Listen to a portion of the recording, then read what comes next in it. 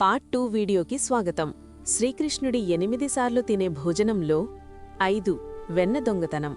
గోపికల ఇళ్లలో దాచిన వెన్నని చిన్ని కృష్ణుడు దొంగలించేవాడు. 6 సాయంత్రపు తినుబండారాలు, పండ్లు, తీపి వంటలు.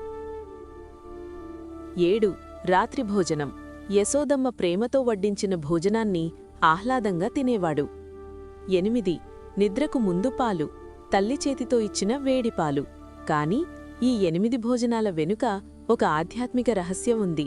కృష్ణుడు భోజనం మాత్రమే కాదు, భక్తుల ప్రేమను ఆస్వాదించేవాడు. వెన్నంటే ప్రేమ, పాలు అంటే పవిత్రత. ప్రతి భోజనం ఒక లీల. ఇదే చిన్ని కృష్ణుడి 8 భోజనాల మాధుర్యం. ఒకరోజు కృష్ణుడి సలహా మేరకు గోకులవాసులంతా ఇంద్రుడికి బదులుగా ప్రకృతిని పూజించారు. అప్పుడు ఇంద్రుడు కోపంతో గోకులంపై భారీ వర్షం కురిపించాడు. 7 రోజులు ఏకధాటిగా వర్షం కురుస్తూనే ఉంది.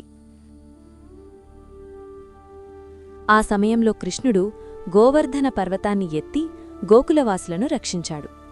ఆ 7 రోజులపాటు అందరూ పర్వతం కిందనే ఉండి భోజనం చేయలేకపోయారు.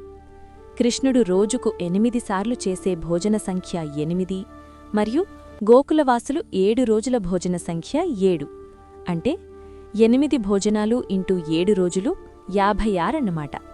అందుకే కృతజ్ఞతగా శ్రీకృష్ణుడికి 56 రకాల నైవేద్యాలను సమర్పించే సాంప్రదాయం ఏర్పడింది.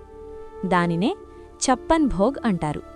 ఇలాంటి మరెన్నో ఇంట్రెస్టింగ్ వీడియోస్ కోసం లైక్ చేసి సబ్స్క్రైబ్ చేసుకోండి.